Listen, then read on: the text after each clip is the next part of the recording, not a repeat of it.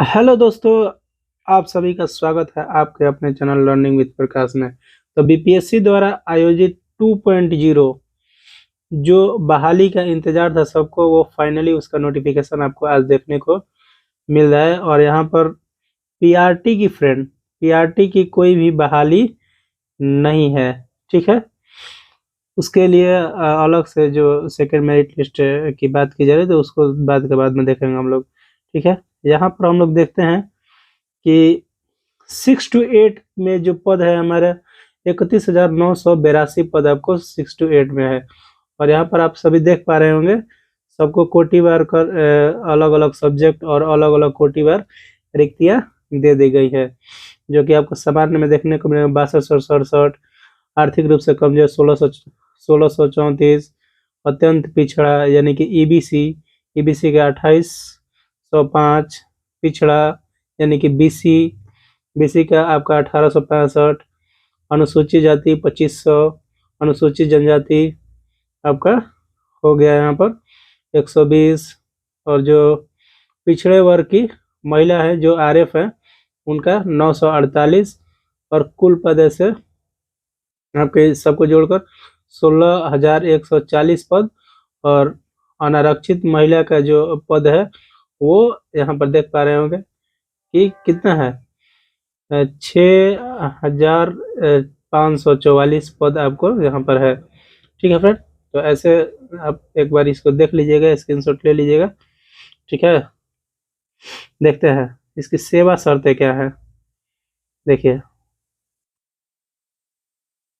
यहाँ पर आपको यहाँ पर देखने को मिल जाएगा कि इसका मूल वेतन जो है 2800 प्रति माह मानदेय, और इस पर जो आपको डीएसी ये सब जोड़ जाड़ कर जो मिलता है एचआरए उचारे वो सब आपको मिल जाएंगे, ठीक है। अब यहाँ पर देखते हैं फ्रेंड, ये देखिए 9 से 10 की बहाली है। 9 से 10 की बहाली में आपको 18,877 पदों को देखने को मिलेगा, ठीक है फ्रेंड। तो ये हमारे टेलीग्राम चैनल से जुड़ जाइएगा अगर आपको ये पूरा नोटिफिकेशन चाहिए। था टेलीग्राम चैनल का नाम है हमारा लर्निंग विद प्रकाश, और ऐसे ही इंफॉर्मेशन के लिए आप हमारे चैनल से जुड़ जाइए फ्रेंड। और जो भी जानकारियाँ होंगी बीपीएससी से या फिर सीटेट से, और सीटेट और टेट की तैयारी करने के लिए आप हमारे चैनल से जुड़ जाइए। और इसके लिए आपको हम क्वेश्चन करवाते रहेंगे, ठीक है फ्रेंड। जो भी आपके जीएस के पोर्शन का क्वेश्चन है वो भी मैं इस पर करवाता रहूँगा, ठीक है फ्रेंड। चलिए यहाँ पर देख पा रहे हैं हम लोग कि सारे सब्जेक्ट्स का जो है अलग अलग कोटिवार आपको दे दिया गया है यहाँ पर रिक्तियाँ, ठीक है फ्रेंड। और इसकी जो मेन चीज़ों को देख ले रहे हैं, नहीं तो ऐसे वीडियो हमारा लंबा हो जाएगा, ठीक है। यहाँ पर आपको 31,000 का प्रति माह मानदेय दिया जाएगा, और उस पर जो ऊपर से आपको मिलता है सब एचआरए उचरे वो सब मिलेगा, ठीक है फ्रेंड।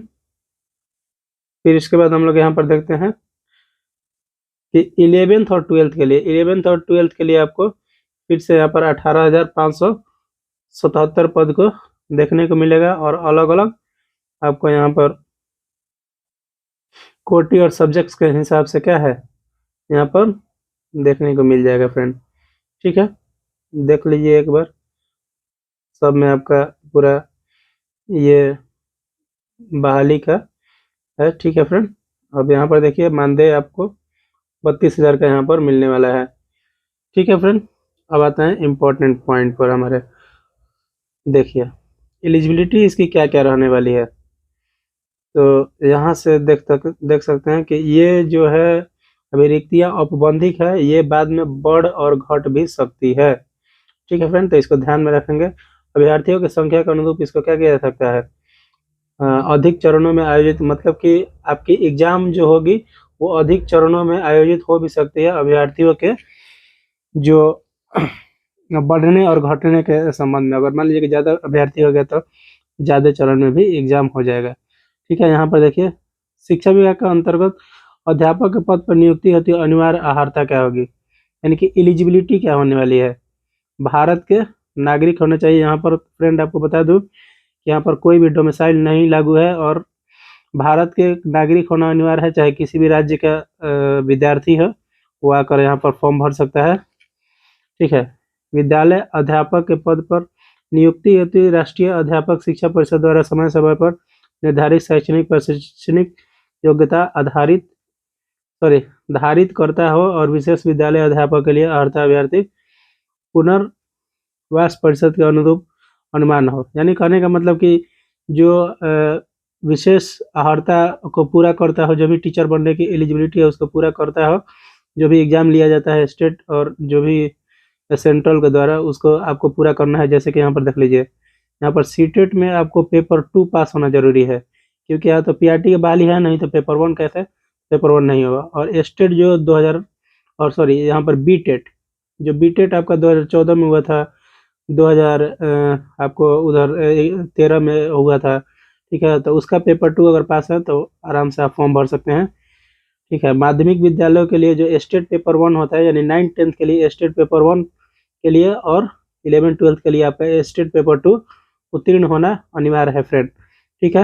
यहाँ पर शिक्षक भी फॉर्म भर सकते हैं, जो भी अभी नियोजित शिक्षक हैं या फिर 2012 के पहले वाले शिक्षक हैं, तो यहाँ पर वो भी शिक्षक जो है वो भी फॉर्म भर सकते हैं। और ये 2012 के पहले जो भी शिक्षक हैं उनको जो भी दक्षता परीक्षा उत्तीर्ण होंगे उनको पात्रता परीक्षा उत्तीर्ण होने की आवश्यकता नहीं है फ्रेंड।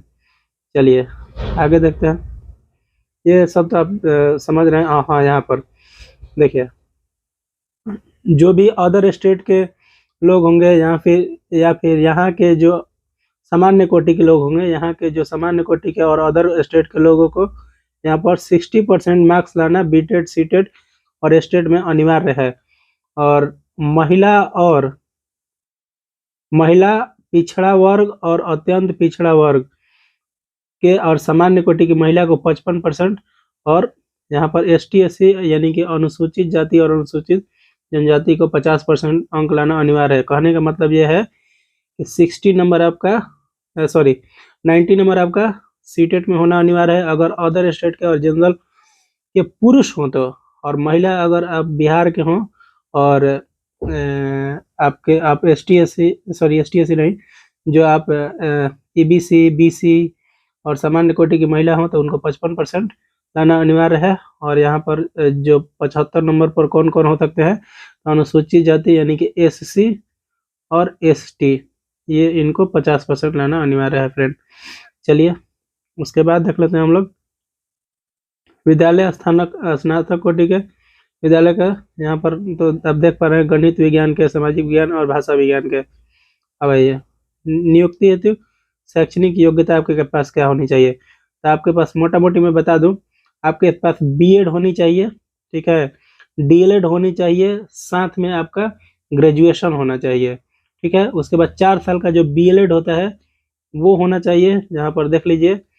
और अगर आप BEd है और सामान्य कोटि के हैं तो आपको 50% नंबर चाहिए ग्रेजुएशन में, और नहीं तो 45% आपको नंबर चाहिए अगर 2 वर्षीय BEd के हैं और सामान्य कोटि में नहीं है तो। ठीक है फ्रेंड। उसके बाद देखिए 4 वर्षीय आरंभिक शिक्षा में शिक्षण छात्र, ये मैं आपको टेलीग्राम चैनल पर भेज दूंगा, एक बार पढ़ लीजिएगा आप लोग। जैसे मोटा मोटी मैं आपको बता दे रहा हूँ। ठीक है, वीडियो को लंबा नहीं खींचेंगे, जो मोटा मोटी चीज़ है वो मैं आपको यहाँ पर दिखा दे रहा हूँ, क्या है क्या नहीं है। आप एक बार देखते जाइए, पढ़ते जाइए। ठीक है, रोक रोक कर। यहाँ पर देखिए सामान्य विषयों के जो 9 से 10 के शिक्षक हैं वो 50% अंक के सहित मान्यता प्राप्त विश्वविद्यालय से स्नातक यानी कि BA और MA होना चाहिए, और या फिर राष्ट्रीय शिक्षा परिषद का मान्यता प्राप्त BEd होना चाहिए। ठीक है फ्रेंड। चलिए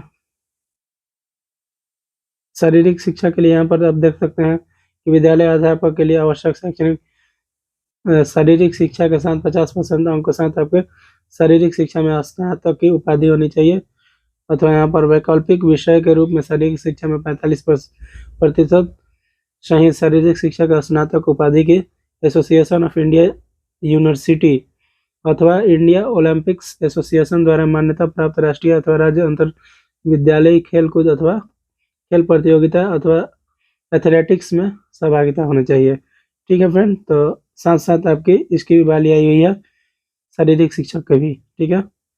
यहाँ पर आप लोग इसके एलिजिबिलिटी क्राइटेरिया देख पा रहे होंगे, ठीक है फ्रेंड। चलिए अब यहाँ पर वही है एलिजिबिलिटी से संबंधित, ठीक है। अब यहाँ पर देखते हैं 9th-10th में आपके शिक्षा विभाग में जो भी आलोक का स्नातक स्तर पर गणित के, भौतिकी, इलेक्ट्रिक, कंप्यूटर साइंस, यहाँ पर रसायन विज्ञान में से कोई 2 सब्जेक्ट आपके होने चाहिए, ठीक है ना। कोई भी इन सब्जेक्ट्सों में से कोई भी 2 सब्जेक्ट आपका होना चाहिए, अथवा इंजीनियरिंग स्नातक में जिसमें गणित की विशेषता होनी चाहिए। अगर इंजीनियरिंग बैकग्राउंड से है तो उसमें आपकी गणित होनी ही चाहिए, ठीक है। शिक्षा विभाग के अधिसूचना के अनुसार अलग में स्पष्ट किया जाता है कि स्नातक स्तर पर कंप्यूटर साइंस में BCA योग्यता को सम्मिलित माना जाएगा, ठीक है। तो यहाँ पर साइंस में आपको BCA जो भी किए होंगे उसमें मान्य माना जाएगा। अब आते हैं यहाँ पर साइंस में, देख लेते हैं। देखिए साइंस में यहाँ पर देखिए जंतु विज्ञान, वनस्पति विज्ञान, रसायन विज्ञान, पठित जो भी इंजीनियरिंग स्तर विज्ञान है वो शिक्षा विभाग के आधारभूत आलोक में जंतु विज्ञान के वनस्पति विज्ञान से समाहित किया जाता है, ठीक है। उसके बाद देखिए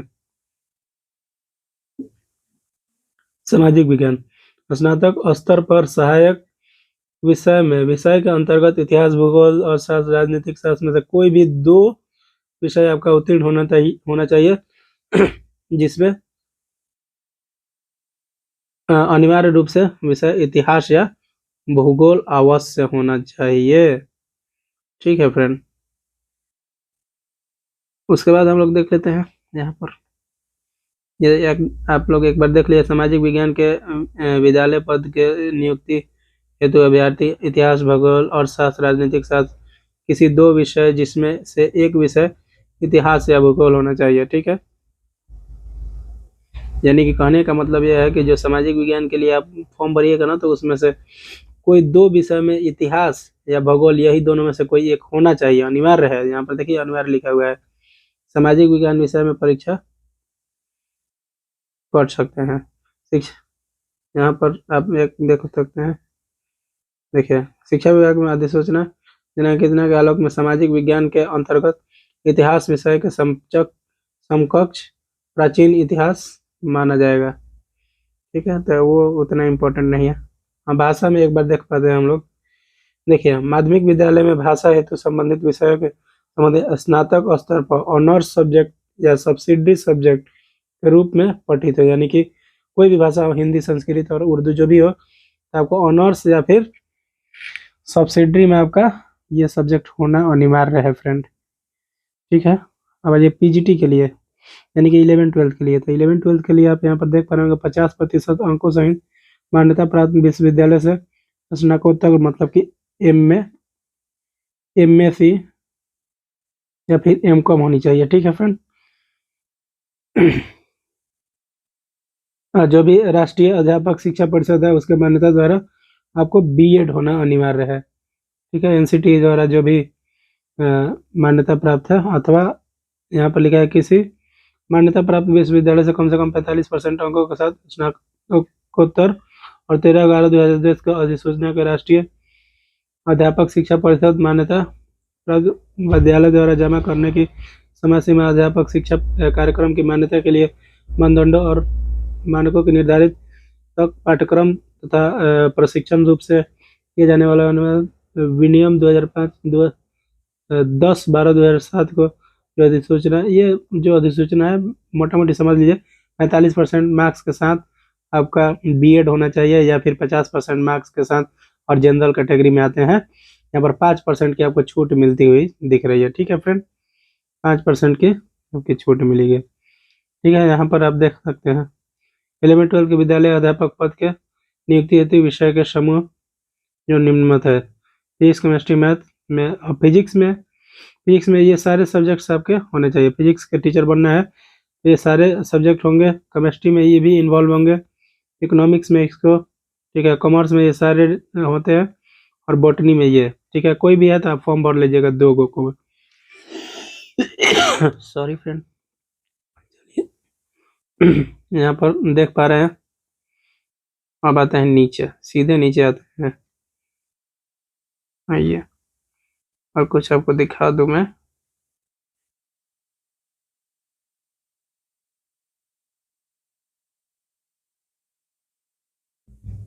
जो भी आपकी डिग्री होनी चाहिए वो एनसीटी से क्या होनी चाहिए, एनसीटी संस्थान से प्रमाणित हो, चाहे बीएड की डिग्री हो चाहे डीएलएड की डिग्री हो। ठीक है, सीधे आते हैं नीचे। ये तो वही है। और नीचे आते हैं, देखिए देखते हैं शारीरिक शिक्षा में अर्हता। देखिए यहाँ पर देखिए लिखा हुआ है, यहाँ पर देख पा रहे हैं आप कि 50% की छूट दी जाएगी। ठीक है, और यहाँ पर एज में 3 वर्ष का जो आपका अध्यापन का अनुभव जो भी है, अब वो तो जो भी प्रतिनियुक्त अभ्यर्थी हैं उनके लिए। 5% की छूट किनको मिलती है, ये देखिए, ये जो भी कमजोर वर्ग से related S T S C O B C, general general नहीं, S T S C O B C जो भी होंगे उनको 5% की छूट मिलती है। ठीक है फ्रेंड, आगे जो मैं आपको दिखा रहा हूँ, यहाँ पर पीजीटी में भी वही है, 5% की छूट मिलेगी आपको। ठीक है, अब आते हैं, सब ये सब छूट वाला है।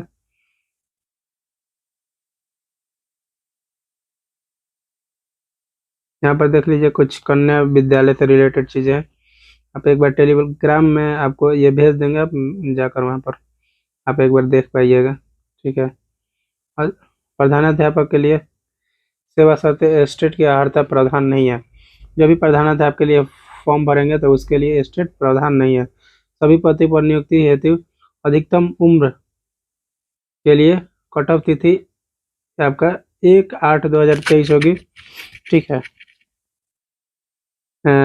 मध्य विद्यालय अध्यापक एवं प्रारंभिक शिक्षक में कट ऑफ जो होगी 1/8/2023। न्यूनतम आयु आपका 18 वर्ष। उच्चतम आयु विद्यालय अध्यापक है जो भी +2 स्नातकोत्तर करके जो भी 21 वर्ष है। ठीक है, +2 के लिए उपरोक्त सभी पदों के लिए अधिकतम आयु जो है 37 वर्ष है। ठीक है, और बाकी जो भी कैटेगरी में बिलोंग करते हैं उनका 40 वर्ष है। प्रधानाध्यापक पद की नियुक्ति हेतु कार्यरत शिक्षक में न्यूनतम अधिकतम सीमा अलग निर्धारित नहीं किए जाएंगे। ठीक है, यहाँ पर तो कुछ भी ये आपका नहीं है। न्यूनतम आयु 31 वर्ष और यहाँ पर 47 वर्ष पिछड़ा वर्ग 50 वर्ष संरक्षित। ये उतना इम्पोर्टेंट नहीं है, तो ये प्रधानाध्यापक के लिए, तो यहाँ पर आप एक बार देख लीजिएगा क्या है, उनके लिए बता देते हैं हम।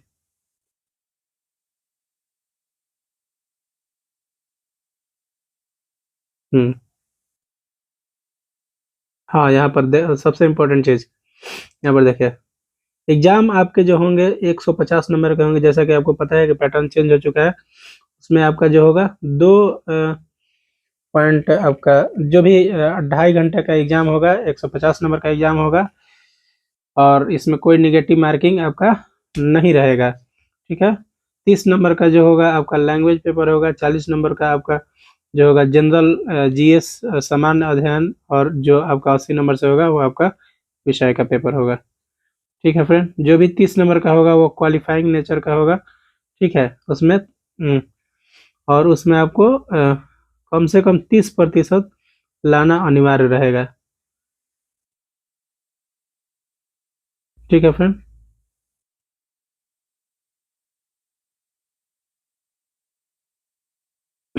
उसके बाद हम लोग देखते हैं यहाँ पर भी वही आपका सेम वैसा ही पेपर रहेगा, क्योंकि तीनों का पैटर्न तो एक ही जैसा है। ठीक है फ्रेंड, देखते हैं, चलिए, और कुछ है तो इम्पोर्टेंट चीज़ें यहाँ पर डिस्कस कर लेते हैं, नहीं तो वीडियो लंबी हो जाएगी। हाँ, यहाँ पर देखते हैं के अनुसार लिखित सामान्य परीक्षा में 40% जो भी आपके cut off minimum cut off निर्धारित किए गए हैं वो आपको जनरल के लिए 40%, और आपके जो बीसी में आते हैं उनके लिए 36%, जो ईबीसी में आते हैं उनके लिए 34%, जो एसटीएससी में आते हैं उनके लिए 32% का कट ऑफ निर्धारित किया गया है। अगर ये देखिए यहाँ पर, अगर जो भी 75% किसी भी सब्जेक्ट्स में नहीं भर पाते हैं अगर स्टूडेंट, तो 75, तो उसके लिए न्यूनतम अर्हता को कम किया जा सकता है, जो कि पिछले टीआरई में हुआ। ऐसा कुछ लिखा हुआ था नोटिफिकेशन में, जो कि हुआ कुछ नहीं।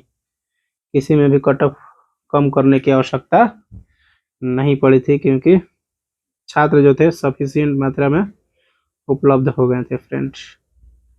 ठीक है, यहाँ पर देख लीजिएगा, जब फॉर्म आरक्षित कोटि के लिए, तो यहाँ पर ऑनलाइन आवेदन कोटि में आरक्षित, वहाँ पर देख लीजिएगा कोड, यहाँ पर देख लीजिएगा, इसको कोड देख कर भरना है। ठीक है ना, गड़बड़ नहीं होना चाहिए, क्योंकि यहाँ पर फिर अगर गड़बड़ हो गया तो समझिए कि सुधार करने का मौका नहीं मिलने वाला है, जैसे कि हमारे चेयरमैन अतुल प्रसाद ने बोला है। ठीक है,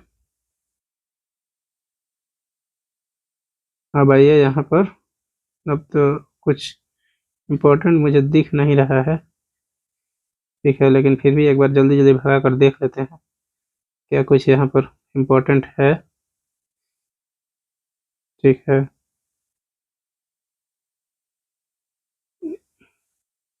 हाँ, एक और चीज़ इसमें है फ्रेंड।